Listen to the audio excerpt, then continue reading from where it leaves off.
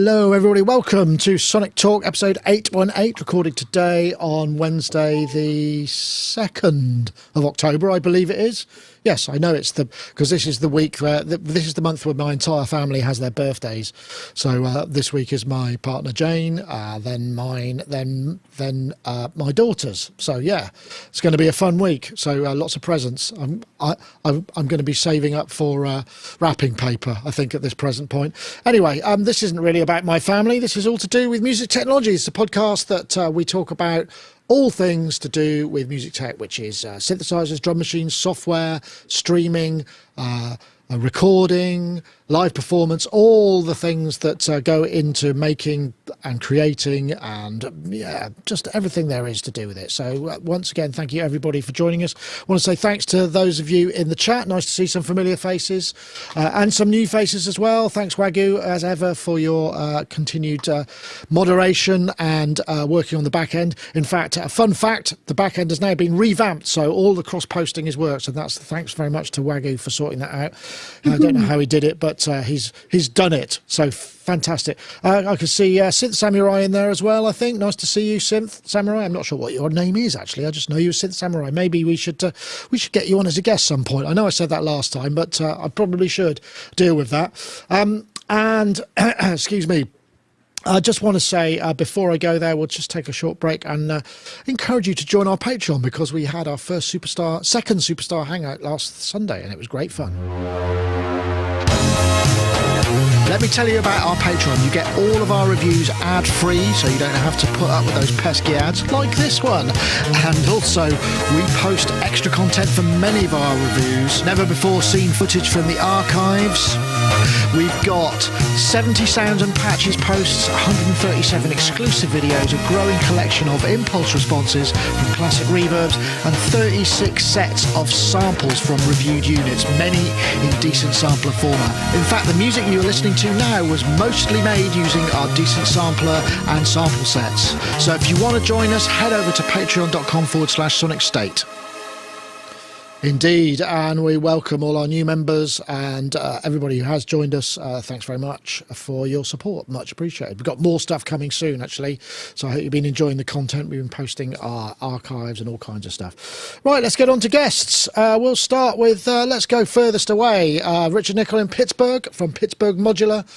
Nice to see you, Richard. How are you? Wearing some it's wonderful to be back. Things. Yeah, nice to have you. It's been a while. I've been Pittsburgh merch. Well, this is an old T-shirt or an old sweatshirt from when we did the Microvolt many years ago at NAMM. We were sick of making T-shirts, so we decided to go for the sweatshirt. We haven't done any merch in a while. Merch is sort of a funny thing because sometimes you sell through it right away, and sometimes you end up with boxes and boxes of T-shirts forever. So we haven't done merch in quite a while, but I'm less repping myself and more kind of chilly, so that's it's just the temperature's finally. I haven't got anything clean to wear. I'll just head to the merch cupboard and break out another one of those in whatever size still fits me. Yeah, I've got. Exactly. I've actually got a few. I've got a few Pittsburghs, definitely. That merch is funny. I don't know if I told this story, but at Superbooth we spoke to Erica Synths, and they won an award for their Night Verb. I think it was Night Verb they won it for. And he said, I've got something for you. And he gave me, it's like a body warmer, but it was probably quadruple XL. And it was in that really sort of shiny black. It looked like I was wearing a bin liner that didn't fit in punk days. You know, normally I think actually it'd be bigger than a bin liner, because a bin liner would probably be quite cozy on me, because I'm not all that small. But this was absolutely massive. So sometimes I wonder how. Yeah, they're bulky though. That's a heavy thing to carry. Anyway, Richard, lovely to have you, and great to see you back. And I'm just trying to see if anything's changed in your background. No, I can still see the same stuff. What's that white module in the box over your left shoulder? That is a music from outer space weird sound generator. That was the first. That was the first DIY kit I did years and years and years ago, as I was just starting to dabble with DIY and tinkering, and that was really the kit that taught me how to solder. So it doesn't work currently, but I have dreams of fixing it. When I retire, I have all these little side projects. I'm going to go through and fix all my broken things. It's going to be fantastic. Excellent. That sounds good. Yeah, retirement projects. That's an interesting concept, isn't it? And we've also got Gaz Williams. Hey, Gaz. How you doing? Oh, King Crimson shirt. Nice. King Crimson are touring, aren't they, with Steve Vai? Yeah. Oh, they're not coming to Britain, no. You lucky Americans. Oh. So, man. Danny Carey, Tony Levin, Steve Vai, and Adrian Belew playing. Adrian Belew. Adrian Belew is one of the most underrated guitarists of the 20th century, I think. He is and vocalist. Amazing. Talking Heads, Frank Zappa, King Crimson, and probably loads of other projects I haven't even thought about. David Bowie. David Bowie. I mean, seriously. Poached him from Zappa, didn't he? Yeah. Amazing. No, amazing, absolutely amazing. I've been watching videos of them performing and thinking, because I love Beat and I loved Discipline, the album. Three of a perfect pair as well. So good, so good. Anyway, Gaz, how are you doing? Gaz, of course, music technologist, performer, label owner. How's the label going? Well, good. Going? Yeah, we are. We're just getting our first vinyl prepared, or we're just in the track selection sort of stage for a vinyl release, which will which will kind of solidify the kind of idea of it as being a label. But really, I think as a label, it's more. I think we realize more is about we want to put on events or private sort of things, but making specific people coming together, and then that as releasing opposed to the results. Yeah, as opposed to a traditional label. And I know I've gone on and on and on about it, but my Brecon, mine and Steve Davis's Brecon concert is now out on my YouTube channel, which is the fully edited, and it's over 3 parts. So I'd love it for people to check that out. It's really pleased with that. That was part of Brecon Jazz back in August. I know I've gone on about it, but the video is now out in 3 parts, and really, really pleased with how the reception that's had. So thanks. Oh, excellent. Wagyu has posted that in the chat, so you'll be able to see that go past. It'll be a clickable link, I believe, in the fantastic machinery that we somehow basically we recently got an API, a YouTube API audit, and I think we're probably right on the edge of what you're allowed or supposed to do with it, because we're cross-posting and doing all of this stuff, and it makes our show better, but I don't think that's what it's designed for. So we got away with it for another year. Thank goodness for that, but it's a very stressful... Oh, I was going to press that. I can't now. It's a very stressful... process, I can tell you, really is, because they just point you at kind of, you're in contravention of this, and they point you at like a 91-page document that's written in pure legalese that makes no sense whatsoever. And you have to try and decipher what it means. They're pretty good. You write back and say, I'm sorry, I don't really understand what this means. What does that mean? And they go, oh, this is what it means. You go, oh, right, okay. But it's quite terrifying initially. Well, anyway, lovely to have you all. I keep pressing my 4-up button, but it's gone. I don't know what's happened to it. It's really annoying me now. I'm going to have to say, I wonder if I can fix it mid. I don't think I can. I think it's going to be an absolute nightmare. So what happens if I... No, I don't know what the hell's... I think what I must have done is, I've done something weird, which I don't know what. It's not working. I'm just going to have to let it go, aren't I? I can see that. And remember to load last week's show for next week's show rather than this week's, which will still be broken, which is the way I normally do it. Okay, so there is news. Actually, before I did, I just wanted to give a shout out to all those poor folks in Asheville and North Carolina and the Carolinas who are suffering. I've been seeing posts from Geert Bevan and various people, and I've been in communication with Moog engineers about the Moog review that I've got, Muse I've got in, and it's been like sort of, and they sort of write back, sorry I'm a bit late with the reply because, and it's like, listen guys, don't worry about any of this. I can come back to it. It's really not important, but I hope everybody's doing all right. I think it's okay fatality wise, but it's lots of people with no water and all kinds of stuff. So all the best to you folks. Hang in there.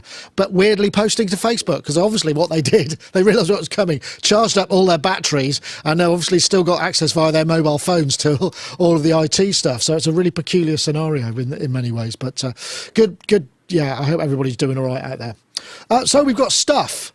Should we just get straight in there with the Zoom, because I mean this was just another great piece of equipment. Amazing. Zoom are on fire at the moment. Yeah. Okay, let's go.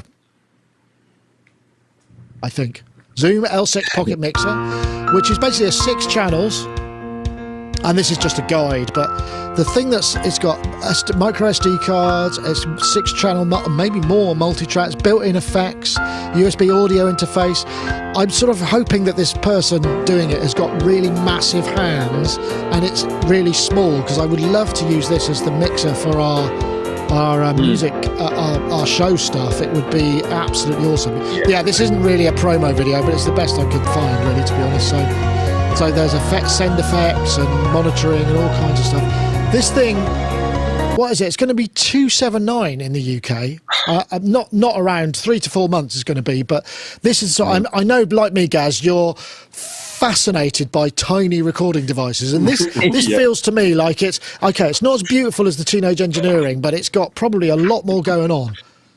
Wait, hold on. What's that? Have you got one? Yeah. Wow, that is small. I've had it a while.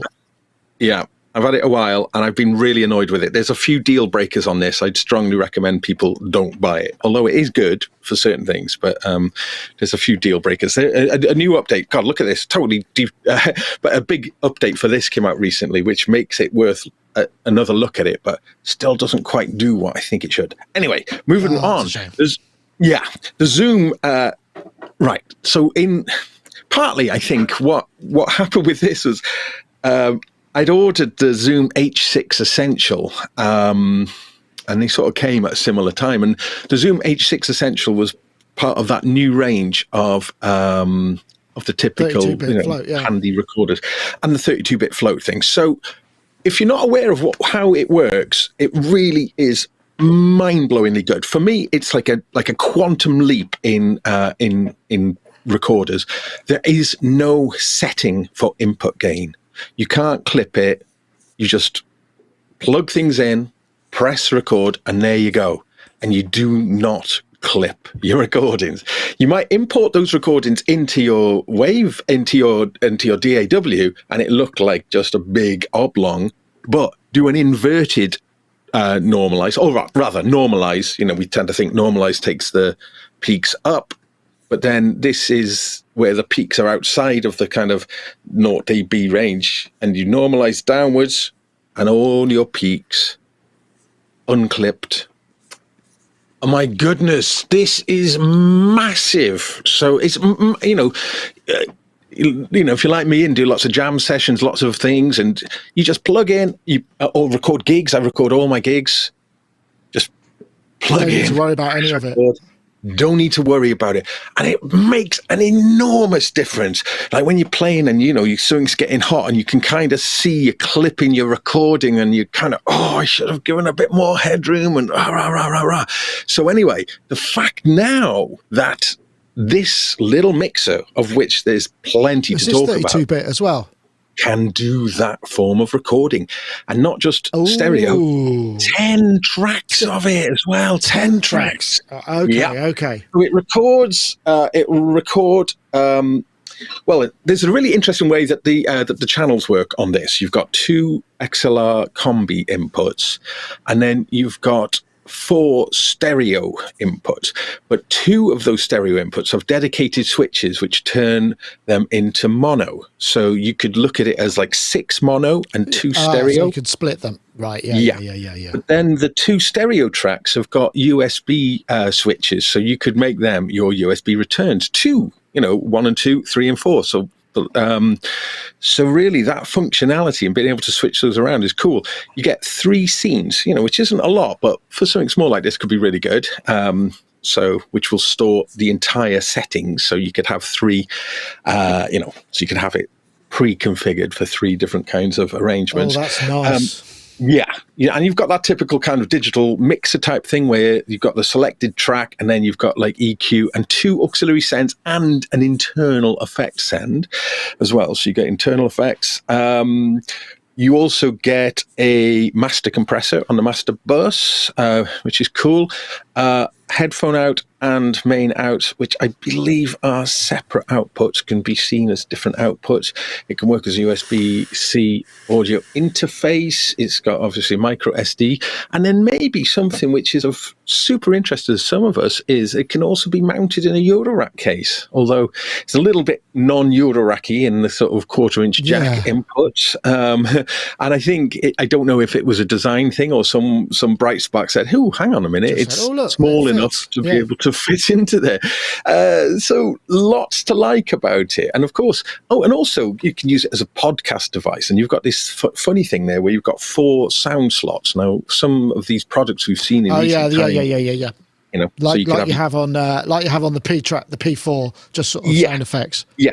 But there's something. This has got an extra little. It's got an extra little feature though. Those, because I mean, I can imagine a lot of people will say, "Yeah, I'm not interested in that section," and on such a small such a small form factor, that strip is taking up quite a bit of space. Well, the good news is you can use them as 4 loopers, not fully featured loopers, but you can record. You press record and you hold one of them down and you can record your master, whatever's going on at the master mix, into one of them, and you've got 4 slots of that. So you could have a jam going on, record that down into one of those slots, and then, could, so we should just rewind and say this is 279.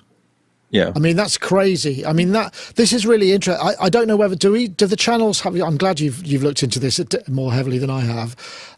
Do the channels have like low cut and they've got EQ, haven't they? On the channels. So you've got you choose a track. You can see there. You can choose which of your EQ bands that you can. I mean, slightly cumbersome, but you've got full EQ controls for all your channels. So that is nice. 3 months for it to come. I don't know whether it's bigger than.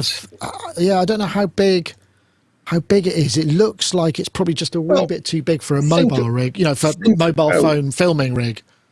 So you think about it's more or less the height of a Eurorack module, so like 3U high kind of thing, and then So okay, it's about it's probably like 270 by 115 or something like that. So it's definitely very small. But not small enough to mount on my show filming rig. So I want one with less channels, about half the size, that does the same thing, please. Can I have that? Because I use the PodTrack P4.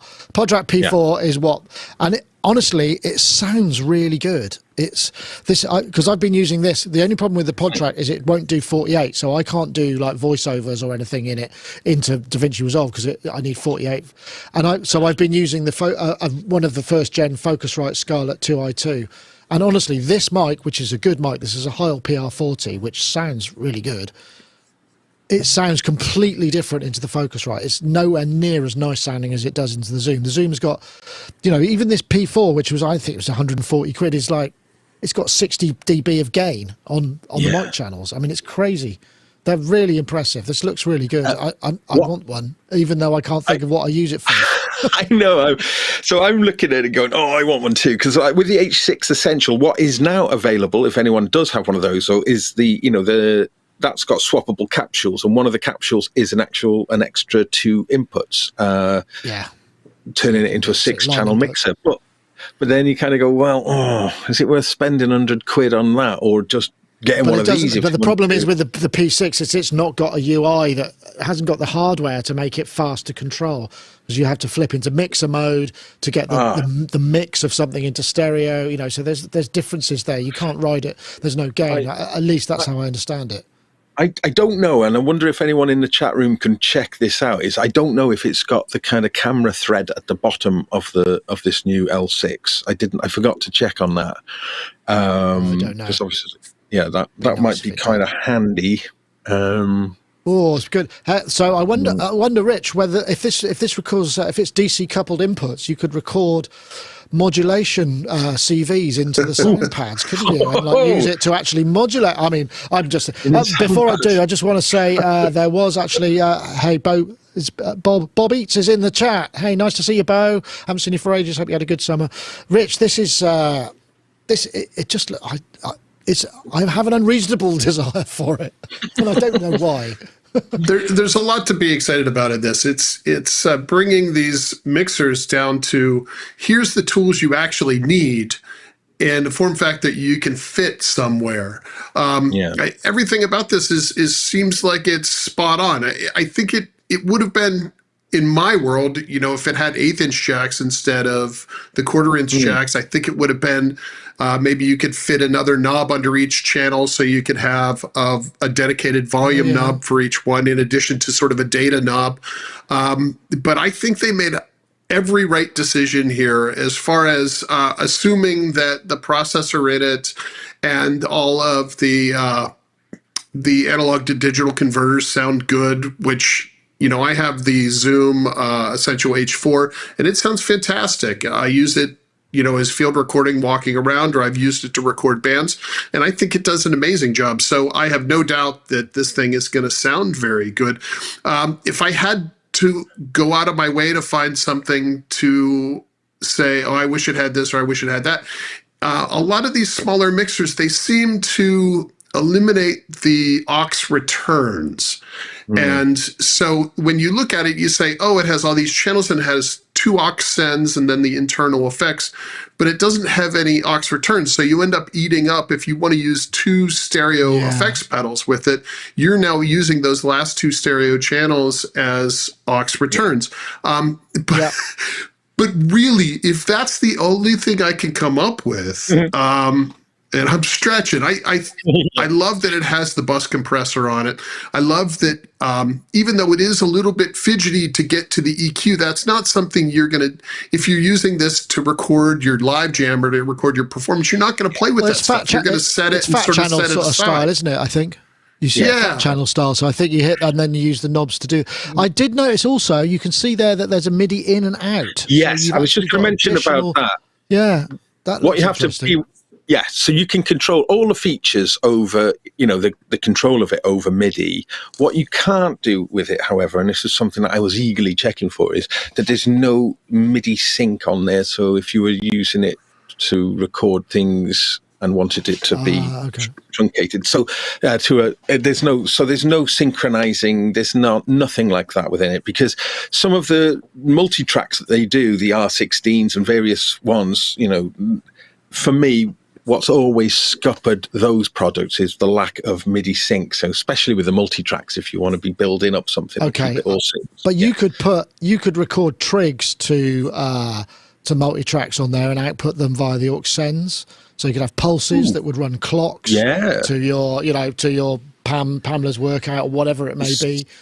That's entirely feasible, right? I'm fairly sure you can do pre or post on those auxiliary sends. Should be mentioned as well, I think that those encoders are push encoders, so they work as mutes as well. So this... That's nice. That's nice. This is a nice thing. I think, just a word back, I know some people are a bit down on some of the Zoom sound stuff, but there was a point after which their converters were improved, after the H4 and the H4N. Now they've just got a better range of IOs and mic amps, I think, in them, right? The difference between, I've got the H8 and the H6 Essential, and the sound quality difference between the H8 and the H6 Essential is gigantic. It really does sound significantly better. So if you're on that H4, H8, H2 level, because there is actually also news which could be interesting to some people as well, is there's the H2N or the H2N Essential or the equivalent. So that little thing is a brilliant little recorder. That one can do the surround sound recording and stuff. And so now there's a new version of that in this H Essential 32-bit. Right, okay. So presumably with the same sort of family of converters and stuff. So really good. But really, the 32-bit float is the magic part. The 32-bit float is really the magic. So even if the converters are okay, the fact that you're not going to clip on your files, would you rather have beautiful sounding, perfect sounding files that halfway through is full of distortion and clipping, or something that you can throw into a DAW and clean up a little bit and get what you want out of it? I think it's fantastic. I think they could be onto a real winner on this. I mean, you could imagine it as a submixer in a Eurorack. I mean, you could fit, if you have a case, you could actually put 2 or 3 of them in the lid, and when you flip it open, there's all sorts of, there's just, it's unreasonable. It's considering the price, it seems like they've got a massive potential hit with this, and I think that's great. I'm very pleased that I think as a recorder, it's fantastic. As a recorder, I think it's an amazing tool. As a performance mixer, something that you would want, maybe your Eurorack case that would be part of your performance, I think it's less useful in that situation, just because there is a lot of menu diving, so to speak, for selecting what you want to change and changing it. So for a mixer that you're going to want to be grabbing EQs and going to be changing things in a performance, sort of a dub mixer style situation. I don't know if it quite stands up to that, but as far as, having it at the end of the chain and just capturing the moment, really nice. I mean, I was wondering. Glue doesn't have a thread mount, unfortunately. It doesn't. Okay, thank you. No, yeah. It's a shame. Velcro is your friend, though. The Eurorack signal level, what is it, typically 6 to 10 dB more than line level?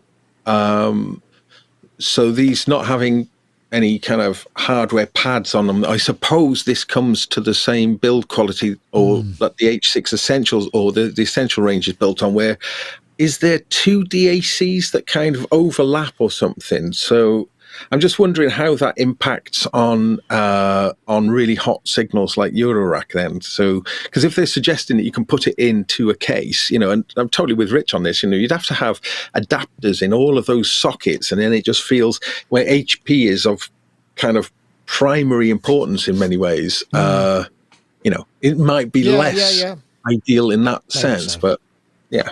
I still want one. I don't care. Well, I'm not going to use it for much, but yeah. I think the fact is that also the other thing to mention, and I know we're probably spending an inordinate amount of time on this, but the new Zooms have simultaneous sound card output and record functions. So you've got dual functionality there, which I think is really key. Like the older Zooms, you had to switch them into sound card mode or audio interface mode, and you would lose the record function. Whereas now these things generally will work at the same time. Anyway, that was it. I want to say, Mr. Spoon in the chat room. Is that the same Mr. Spoon that was playing at your event? Because I thought that was a fantastic set. Yeah, nice. Anyway, I should probably now just play an ad, really, because it's about time. Producing Plasma by iZotope. Intelligent, intuitive saturation.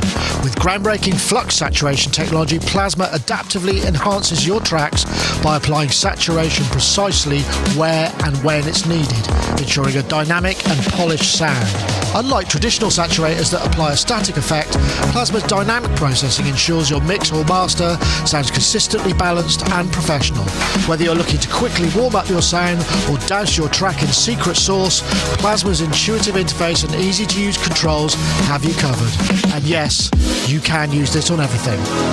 And don't forget, you can save 10% by using the code SONIC10 at checkout. Once again, we thank iZotope for the continued support of the show. Back to our guests. And a big shout out there for the M1 piano, it sounded like in there somewhere. So, don't get to hear that very often. Anyway, that was great fun. So let's have a look. I don't know what to go to next. I think I'm going to go in order for now. This is fun. Let's play this. This is Fron2, which looks, at all intents and purposes, is by somebody called Fron Riley. And it's that looks like sort of a tambourine skin, which amplifies the resonance of the strings. It's rather cleverly got different tunings from the left-hand side to the right-hand side. It sort of looks like a rotational koto merged with, that's been mashed up with a hurdy-gurdy. I don't know you can actually buy this, but it's just, I think it's a thing of beauty. He's made some really interesting machines. There is no, I suppose there's no music technology in this other than, I've never thought of doing it like that before, because we've seen people who sort of hit strings and hit, vibe. It's sort of almost like I tell you what, it's like an actual physical modeling synth, if you see what I mean, because you're exciting the strings. I don't know, something like that. I'm glad this exists in the world, and he taps it with lots of sorts of various different things. But it feels like if they could actually play the pitches somehow, you could get some really interesting stuff going on there. Oh, you're muted. Rich, I think you're muted. I'm sorry.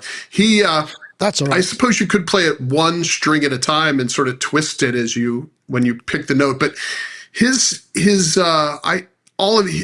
a bunch of really interesting videos on YouTube of some very interesting instruments. One of the videos he had a sort of a drone machine, and then a different version of this type of machine as well with the strings. And he creates these beautiful, beautiful soundscapes that I don't know if you need to necessarily pick out independent notes. It almost sounds like an arpeggio or something, and you could just listen to it for a long time. He also did which I thought was great, was a ukulele where he had a wheel sort of hurdy-gurdy driving the strings. So you could, in that case, slide up and down the fretboard of the ukulele and play individual. Well, you had to play a chord, but you could play different chords. Maybe mute and unmute strings as well, sort of for chords. Exactly. Thought, yeah. Exactly. So really, this seems to me, and if you look at a couple of his other videos where you can see his workshop in the background, he clearly is doing this as works of art and very interesting one-off pieces, because he has some very interesting things hanging in. It looks like handmade machines along the walls, and clearly a very an interesting artist who just happens to pop up now and then in music technology for some reason. Yeah, I suppose it's a bit like I suppose in a way it's what does it remind me of? I had something there, but be a great thing to probably put into a looper or a endless reverb. But I guess it's like a sort. It reminds me of a hang drum in a way. Yeah. In that's all the notes you got, and you can't really do much else with them, I suppose. And therein is the sort of thing. This is beautiful, and it does sound gorgeous, but there is key fatigue, isn't there? I get that really from hang drum sessions and stuff. It's almost as bad, but not as bad as djembe fatigue. Now that's something else altogether. Boom, boom, boom. I'm trying to play a nice acoustic little thing going on, and something's going by. Boom, boom, boom. There's a big E flat somewhere in between E flat and an F going on, solid. Boom, boom, boom, boom, boom, boom. Yeah. Anyway, but anyway, let's just recover from that. I was thinking then, though, but if you were to have like either a microphone or contact mic or something on it and ran it into the new Electro Harmonix POG, Ultra POG or POG 3 or whatever it is, which looks really good. I mean, for, that Electro Harmonix amazing superpower they've had for 20 odd years with the polyphonic pitch shifting algorithm that's been at the heart of all of their things, the Mellotron pedals, the Pogs, the super egos and stuff, which I think might be a David Cockrell algorithm. I might be wrong, but I think maybe. But that Pog, for instance, in conjunction with something like that would be really cool. So you could use that beautiful thing, but then have sort of transpositions and the like, which I think would be really cool. But yeah, I mean, key fatigue is something. It's something like, I think, in my journey with Modular, it's very easy just to get locked into a scale. And to actually move out of that scale and to do key shifts and stuff, Modular is a very tricky format to do that. So it is something that's on my mind quite a lot about key changes. So yeah, the deviation layer a little bit, but I mean, this does sound beautiful, and I'm sure would lend itself to. Actually, what it would be really good for is something that's easy to overlook. On Cubase, the sampler track is absolutely brilliant. It's so good. Drop a little piece of that into the sampler track, and away you go. Well, I think this. It's almost like this. I mean, someone could, it's like it's either somebody could model a physical instrument that would allow you to do more stuff with it, or just sample it. I mean, it's probably a great sample, because then you could transpose it and do all of those things. Yeah, it's fun. I mean, there's nothing to buy. It's just an observational piece. There's nothing else to say there. But I just thought I'd throw it in there. Let's see what's next. Should we do the grind? Is that something that we want to talk about? Yeah, okay, let's I think I've got a button for that because it's outside. Okay, here we go. Indeed we have. So Behringer Grind. So as any synthaholic will tell you, satisfying those cravings isn't all. I'm going to fast forward. Little unexpected, and it's got USB and DIN MIDI connection. So essentially it's got Brains, which is braids. Oh, and if you haven't clocked in yet, it is of course based on popular Eurorack module, Brains. That's right, Platts. And it's sort of based on the Crave, so it's got a bit of, it's got a filter.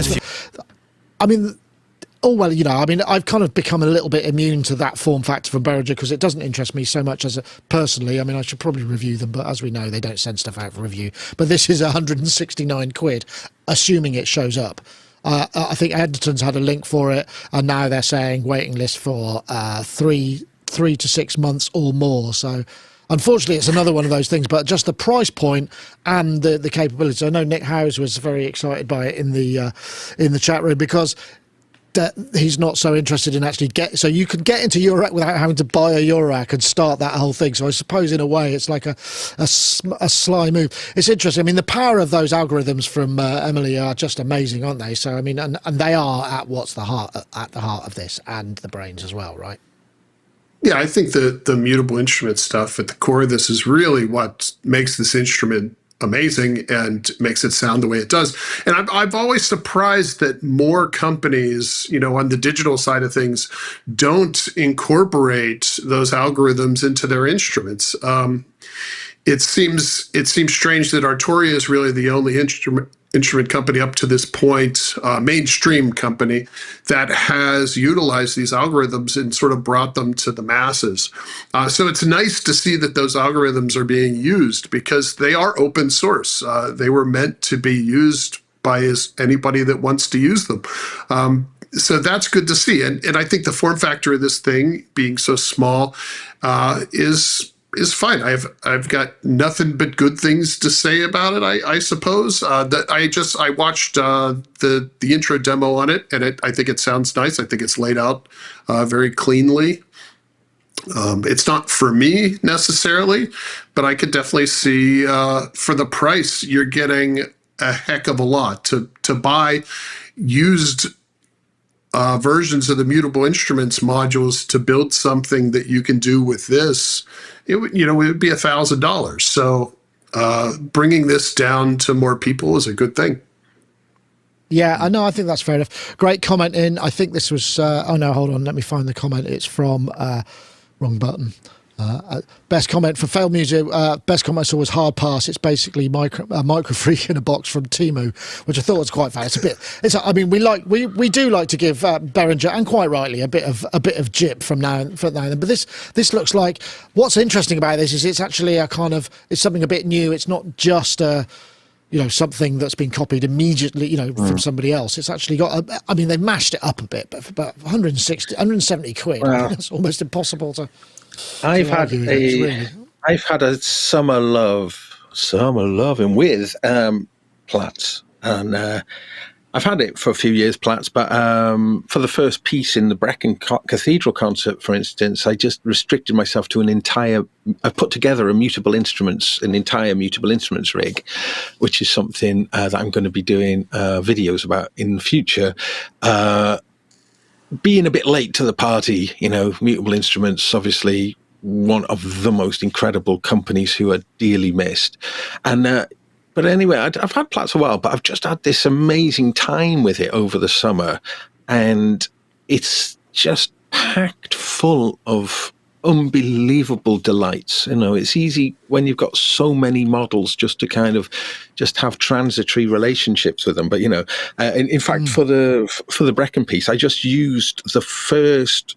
There was an additional, that wonderful thing when Mutable Instruments sort of said goodnight. They put out the 1.2 Platts update, which had these extra models, and one of which, the first one, which is like I think it's just like a kind of classic sort of subtractive synth type vibe, but just sounds so good. And I just used that on both of my Platts for the piece, and the reason I'm mentioning that is just that just focusing just on that one and doing all sorts of stuff with it, I thought it was incredible. So I think these Brains-based modules have that 1.2 stuff, because obviously you can play DX patches in them. You can load them in. Yes. There is an FM model in there, but I don't know how many ops it is.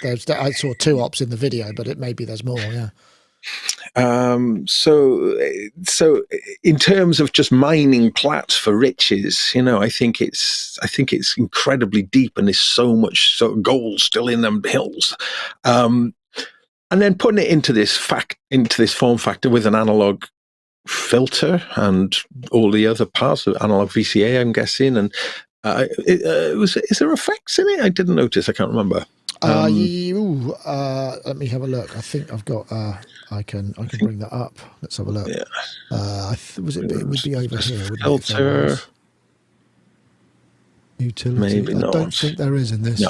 Not in this one. Because I think it sort of follows the Mother 32 original footprint, I think, doesn't it? And through the evolution of the Crave and whatnot. So, but I mean, gosh, there's plenty of things that you could plug it into. However, what I was going to say, though, I think that there was something, I believe, where there was a because I remember when there was the kerfuffle about when the Arturia Microfreak came out, it was implied in the original advertising that it was some sort of, like it was a collaboration, and it wasn't. It was just that they were using the open source stuff. And then I seem to remember something coming out that there was, even though it's kind of free to use, there was a suggestion of a donation to something or other. And I just wonder if Behringer are. Yeah. So yeah, I wonder. I don't know. I mean, I think it would have to be. Yeah, it would have to be binding. I mean, we'd like to think so, but you don't know. People don't get rich by giving away money, I suppose, is the answer. But no.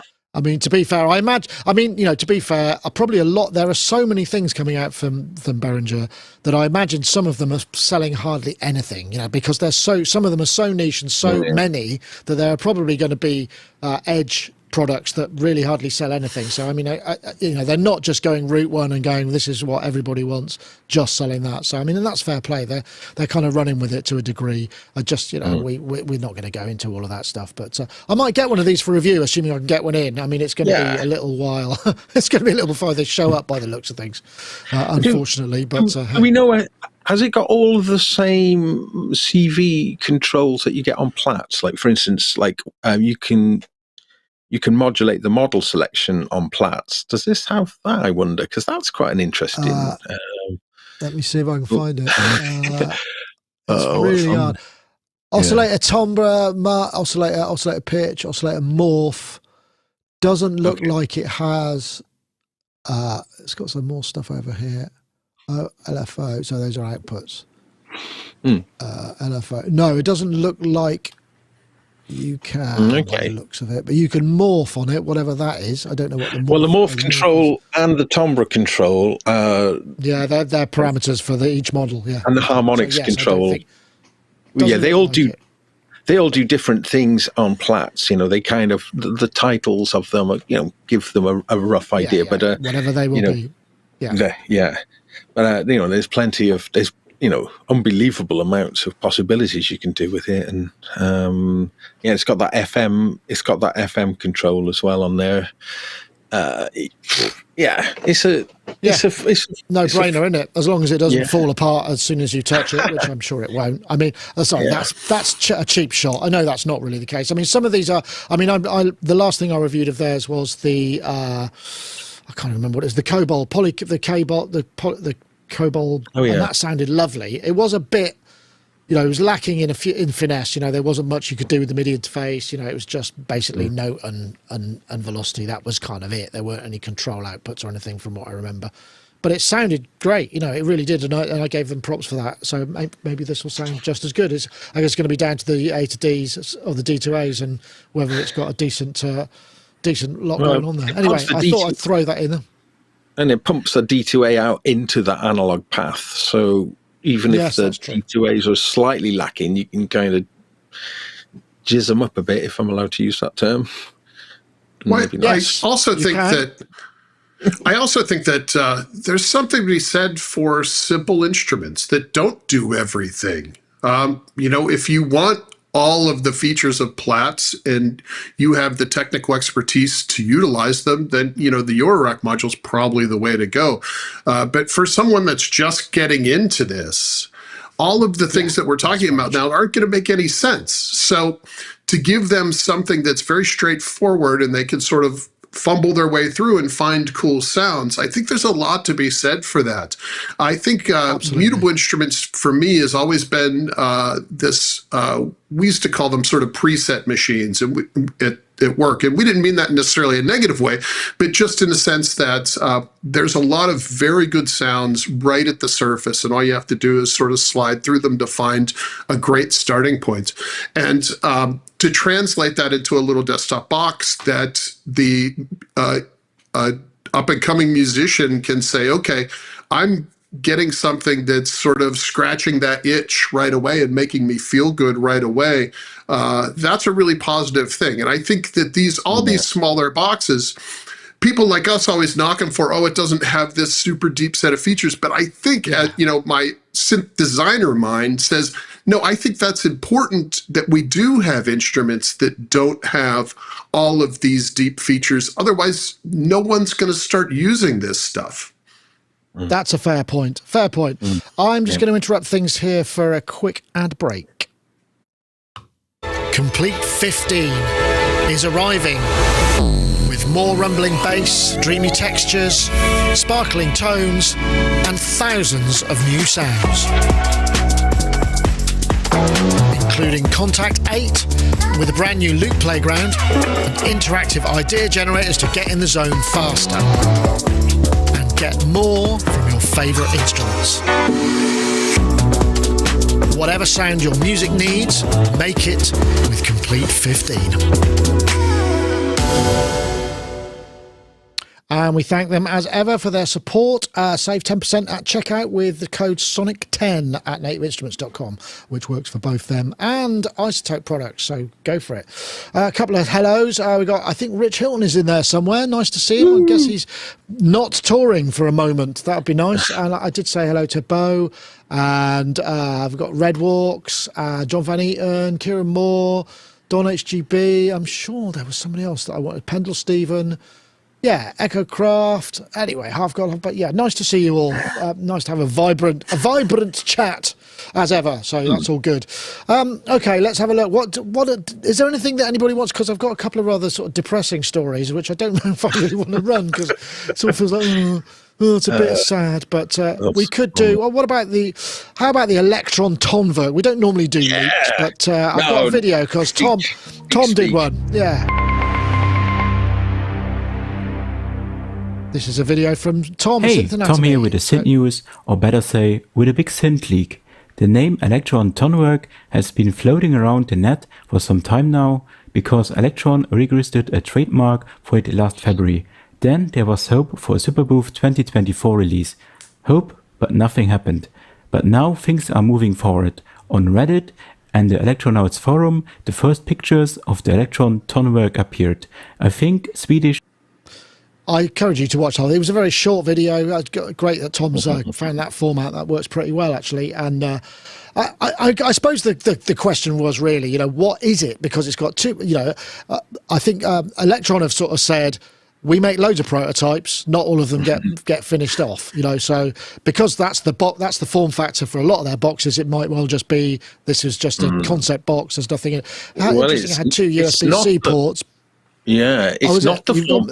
It's a new form factor, isn't it? And I think that's the thing that's maybe got a bit bigger. Tongues wagging. Yeah, and it's curious in that everybody is just desperate for the Octatrack Mark III, and initial people speculating that this is. I don't think it is. I mean, if they left off the crossfader, it would be just an insane move. So and if you take a close look at the controls, I mean, it says there underneath you've got that little key, which is a little bit like what's on the Analog 4, but it does say drum. Which kind of confuses matters a little bit, because you kind of think, oh, well, the Syntact was their last sort of product, which was geared at being a drum machine, really. The Digitact and the Digitact 2 sort of, lends itself to being a drum type machine as well. So some kind of synth, melodic synthesizer focused thing seems to be the obvious thing. And you can see in the screen it says engine inactive. So that also kind of leads you to sort of think about a long-awaited replacement for the mono machine, really. But the form factor being that little bit wider, having the the typical Elektron unmarked pot, the pots which are used on a per screen basis, it follows very much the same kind of Elektron thing that we've been seeing for years and years. But in terms of evidence of whether it's an analog or digital, I strongly suspect it's digital but it might have some of the analog circuitry in there. It's really difficult to tell. The little buttons, there's nothing particularly different from anything that we've seen from them before on it when you have a close look at the buttons. Yeah, well, I suppose this answers that, it's got an SD card reader in it, but there's no reason why, if this was a machine that they might prototype their software machines in, you'd want maybe dual USB ports, one for something and one for like a direct injection in to kind of squirt the DSP code or whatever it is in there to make it really easy to operate without having to kind of, compile, and there's so it's hard to be sure. I suppose. Well, one thought I was having was that the size of it. I've got an analog 4 Mark 1 and a Mark 2 here, and the Mark 2 was significantly bigger than the Mark 1, and the Mark 1 being, a reasonably bit bigger than that tact format, the Syntact and Digitact and Digiton. The tone part of the name, the Tonverk, sort of maybe is a link to the FM engine of the Digiton. I don't know, perhaps it's but I mean, I think the point I'm getting at there though is it looks like significantly smaller than the flagship range. Yeah, it makes me curious about the kind of where their price point and they're looking at, and I would think that it's probably around $1,000. I think maybe 1,200. Wow, now we're getting all sorts of extrapolation. Rich is looking onwards. So, can you put something? Do you make kind of prototypes that are that farly, that are formed that much? For instance, for trying out stuff, would that make sense that this could just be a bit of a storm in a teacup, and it's really just a way for them testing their code modules and coming up with concepts, a bit like rather than this is it. Of course, there's their stuff is all digital in a sense. So giving them a user interface that they can test ideas and test code with is entirely reasonable. And as far as do you make prototypes that go this far and then not make them? Of course. I canceled a project a few weeks ago that if you would look at it from the outside, you'd be like, oh, you can ship that, put that in a box and sell it today. But the reality of it is there's a lot, it's easy to bend a piece of metal and silkscreen it. It's very difficult to make the insides do what you want them to do. So this could be an early prototype that they had their fab built for them at some point, but there was no firmware loaded. And maybe they used it to test new ideas, or this may be something that's coming out next week. It really is impossible to tell because it is very easy to get this far. Now, if we had pictures of the inside and you could say, oh, this is clean, or even better, if you opened it up and it was full of wires, hand soldered along and changes were made, then you could say, yeah, this is something that's probably moving a little bit forward. But I don't know. This thing looks really cool. It looks very Elektron to me. It looks like an extension of the workflow of like the analog rhythm. The idea that it has that keyboard on there gives me the sense that although it does have a standard groove box vibe, you know, that it will be something that has maybe more melodic than just a basic drum machine. But, you know, that's just extrapolating what I can look at. You never really know.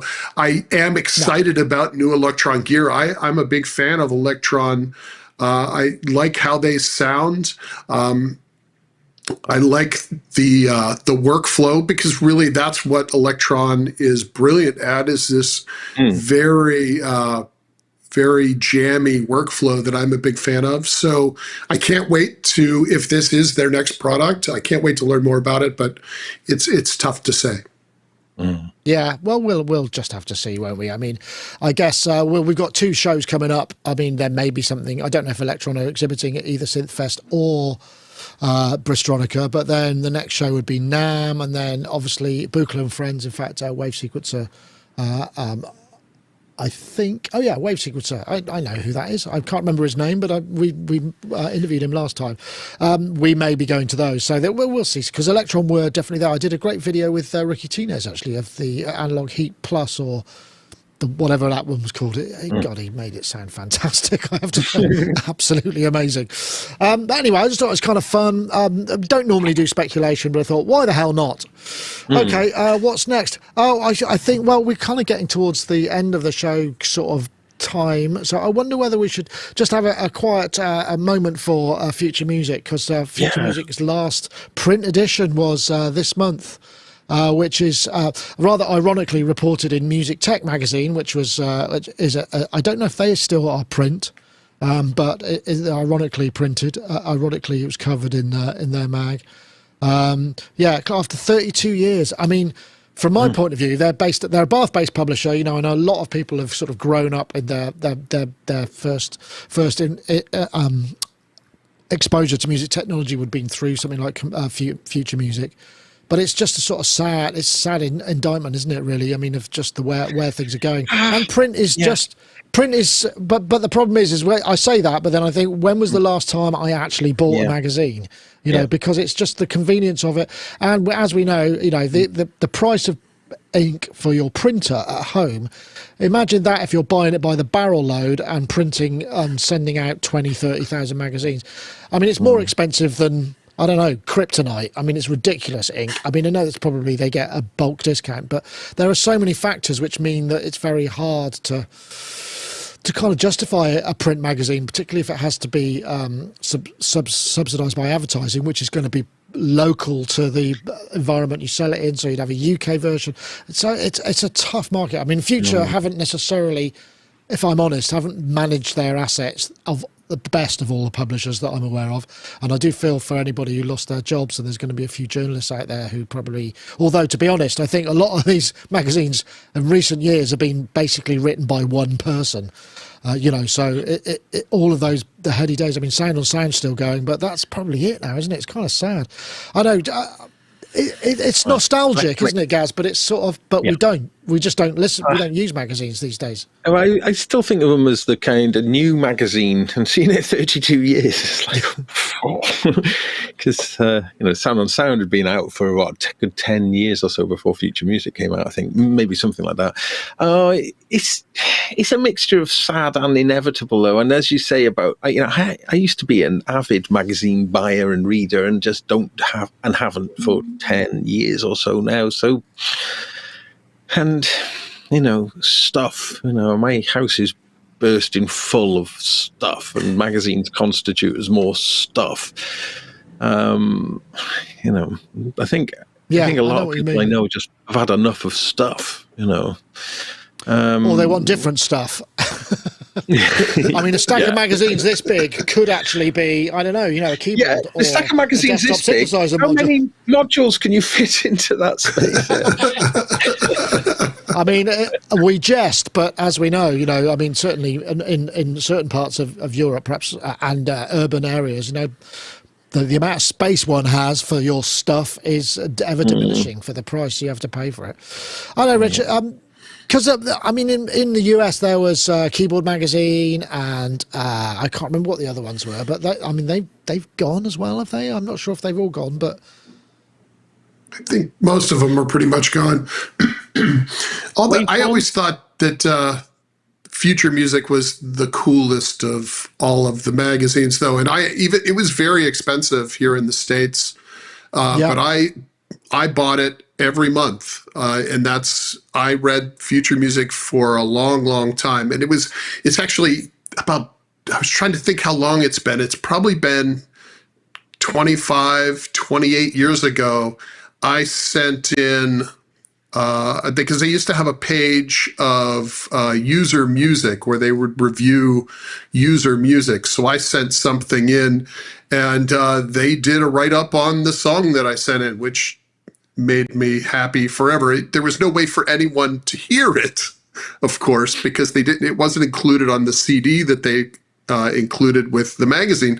But just the fact that they had written about the song that I sent in, that made me very happy. You know, back when I was using Juno 106 and I think Yamaha, some sort of Yamaha, it was a blue AN1X.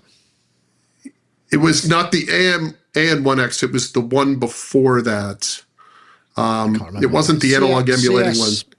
CS, well, yes, yeah, but and then I had a TX81Z rack mount thing, and that was my entire music rig. So I did everything with that. So that's just reading about this has given me a lot of memories about that time for me, where that was really my.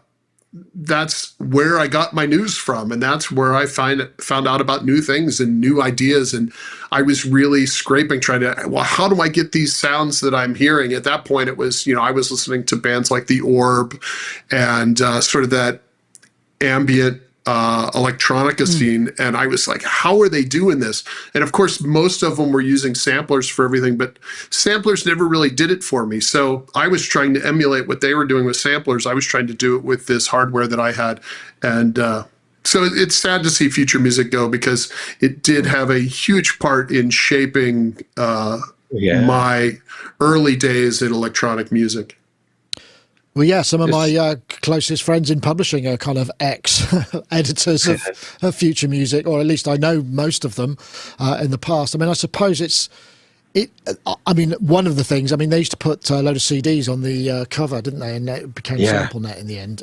And I think I was joking with someone as we were talking about it. Possibly the reason they closed is because they didn't have clearance for probably 80-90% of the samples they put on the CDs. So they probably had to shut down to avoid being sued. But that's a bit flippant. But yeah, I wonder. I don't know. Yeah. Well, I was going to say, I wonder what the CD then. That was the CD-ROM that was that was a real big part of it, wasn't it? And I wonder if that USP, wasn't it? Yeah, but I mean, there would often be samples and stuff on there and loops and stuff. So I wondered if there was ever a hit, like a big hit that was actually made. If they've got like a bona fide hit record that was from samples. I'll tell you what, because we back in the day we were negotiating with Future Music shut down SampleNet, and we took it on. So I've got SampleNet I've got a box with about 8 or 10 CD-ROMs in it that have got all the samples that were on SampleNet, which I wouldn't put anywhere near the internet, because I would imagine we'd get immediately digitally fingerprinted and sued. But what I'm saying is, I'm sure there are plenty of things in there that are actually or have been were probably taken from hit records if they didn't make them. Well, I know that's where Future Music is where I got the Amen break. So just that alone is the cornerstone of multiple genres of music. Yeah. So slightly dubious rights management there, but I mean, back in the day, I mean, that was their USP, though, wasn't it? I mean, and I don't know how you can replace that, because I mean, everything's free. We don't do downloads. We do downloads via our Patreon. That's the way we do it, and that makes sense for us. But I mean, in terms of just having samples and all those sort of things, I mean, it's just too dangerous, isn't it? I mean, as we've seen, there's been a whole load of awful kind of cases where, you know, tracks, samples have been, the sick boy, Ren's sick boy that had to get taken down because it had a sample that he thought he was buying the rights to, but the person who sold it to him didn't actually have the rights, and all of that stuff. I mean, it's a horrible mess because it's so automatable now, this kind of the fingerprinting of all of these things. So I'm sure that's not the reason they went out. It's probably advertising and cost that's blown it for them. On a different note, but to do with kind of controversy, have you ever covered Wings of Pegasus and what they do? The channel Wings of Pegasus. I don't know if I've ever talked about it on here, but he takes performances and then analyzes the performances. I've seen a couple of his videos. Yeah, that's right. Right, and checks to see what the pitch and the tuning and the backing tracks will do. And doing doing sort of like AI extracts, and then the waveforms kind of. Well, the latest big controversy is that there's a YouTube singing coach called Ken Tamplin, who's probably the #1 YouTube singing coach, and he goes, "The proof is in the singing," and he's this real kind of rock guy. And on the Wings of Pegasus, he busted him for like miming on some of his performances, which is like a real like, oh, because this guy is like, he's super like, rah, this rock guy. And Phil on the Wings of Pegasus, he's a really kind of nice, polite guy. He's just trying to, analyze these things. And it happens, when the waveforms completely match, it's, any singer, any wonderful singer singing exactly the same thing and hitting exactly the same pitch, the waveforms are not. It's impossible. So I mean, really, he's banged to rights on this. He's caught out, and the reason why I mention it just because there's like that music technology sort of aspect to it, being able to do that thing of you couldn't really do this before. So so if you were doing in the same way that you can actually do it the other way around, which is use music technology to create perfection and do things in a repeatable way, you can also use it to explode it back and figure out how it was done and whether or not it's real. Yeah. A bit of forensics on there, but just kind of curious to see how that will play out in terms of like the legalities of these kind of things. I just don't know really. It's a bit of a curious one, really. I mean, I'm just kind of watching it from the sidelines. Okay, well, I can imagine. Okay, let's just imagine this. So I am singer A with a massive back catalogue that I no longer own, but I perform it live. But some of my backing tracks, perhaps, are taken from the multi-tracks that I no longer own. And somebody finds that out by analysing the live recordings of my gigs. And therefore, do you know what I mean? You could take it to that level where people who are perfect, you'd think would be perfectly reasonably okay for them to do that, would actually fall foul of copyright and mechanicals and all that kind of thing. And I just think we're going to keep seeing that. And it's just like in the end, people just go, you know what? It's not bloody worth it. Let's forget it. It's just it's no fun. It's no fun. Anyway, it's a rather depressing note to leave it on. But I mean. I think the thing is, I suppose there probably weren't all that many people who lost their livelihoods here because, like I say, many of these magazines were running on maybe one or two people that were multitasking in other jobs. And there's also the Music Radar still going, so I imagine some of them will still be writing for that, assuming there's content going out there. But it's I suppose it's a milestone rather than perhaps a sadness because it just signifies where we are in the world and how things change. And respect and, well done, Future Music. 32 years, excellent stuff. Thank you. Yes, that's true. Nicely done. Yeah, excellent. Well, I was going to switch to the 4-up so we could all wave, but I've broken it. So it only does this. Which is a nice shot of Rich, but it's the same as the shot of Rich I've already got. So I maybe think more shots of me is okay. Yeah, of course. I mean, I understand that, and I'm sure your agent has been hassling me for more shots of you, so it's fair. One thing I forgot to ask because I sometimes do these little shoots of these little shorts saying, this week we've got so-and-so on and next week we've got... so what I'm missing is the sort of hello. So Gaz, can we just do this before we go? So if you could just sort of wave and say hello, then I can use that in the outro. So. Shall I try that again? That's a great one. No, that's fine. That's fine. I'll use that. And Richard, if you wouldn't mind just doing a hello or something, or, just so it's like, and we've also got Richard Nicol this week. Hello. Excellent. Not at all staged, and I think I'll probably pull them from somewhere else, but I gave it a try.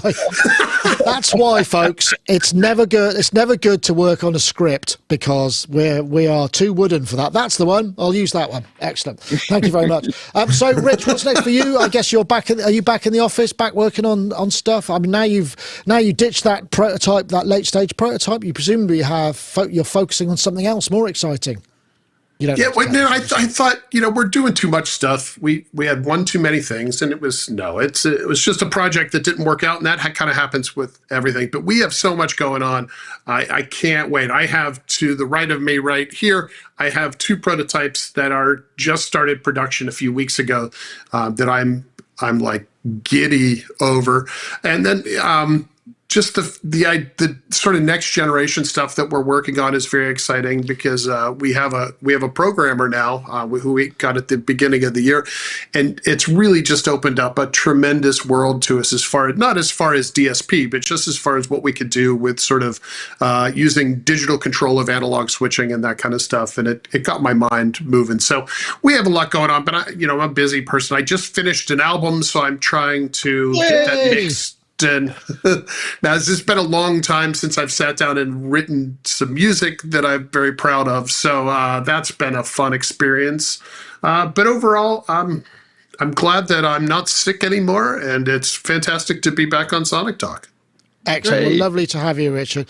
Gaz, I always ask you this. Are you streaming much these days? Are you doing anything show tonight? No, I do want to I keep promising I'll go back into it. Oh, should I? Don't do a show tonight just because I asked you. But yeah. No, I do intend to. I've just been so busy with lots of things. Got a lot of gigs coming up, and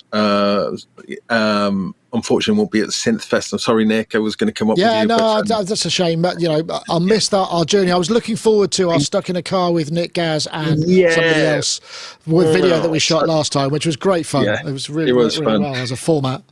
Yeah, so apologies about that because it might be the first one I've not been to. So, so I hope that goes well. And then obviously the following week, Bristol, my city, Bristronica, which I think is going to be quite an exciting event as well. Interesting with them now being quite close together. It's sort of making like a British kind of, eat the time for music tech shows is like now in Britain. Yeah, October. Which is kind of interesting. I'm curious to see at Synthfest, and I think Bristronica is a much bigger event in terms of how many. It's 2 days now. Yeah. It's over 2 days, yeah. So really curious to see what's going to happen in terms of new releases, whether people will choose this period. I don't know that they typically do, whether people hold things back for NAMM. It makes sense. Well, pre-Christmas, isn't it? I mean, if you've shown it, you show it and you go, and you can buy it. Let's go. I mean, it would make the sense, wouldn't it? Yeah. So that's going to be quite interesting to see. But through all of this difficult times that we're having in various ways, and financial uncertainties and all that, it's still heartening to see that there is a lot of enthusiasm for these shows, and there's I know with Bristronica there's an incredible amount of exhibitors going to be there this year, so yeah, it's going to be great. So hopefully things are looking up. Definitely. Okay, right. Well, I can't switch to the shot. I just wanted to quickly say, coming up, I've got 5 minutes with Erica Synth's LXR module with Paulie. I've got the Udo Super Gemini and the Super 8 in. I'm going to review the Super 8, and I'm going to do a Friday jam with the Super Gemini, and I've been enjoying a bit of that fun stuff. So stay safe, everybody, and I hope your water supplies come back on everybody who's stuck in all of that post-hurricane stuff. That's it for this week. Thank you very much. And I'll have to sort of flip between. I can't do everybody, so we'll wave and I'll say goodbye. Goodbye, everybody. Goodbye, everybody. Goodbye. Yeah, that's it. Perfect. Right. That's it for this week. Thanks, everybody in the chat, and we'll see you all next time. Take care. Bye-bye now.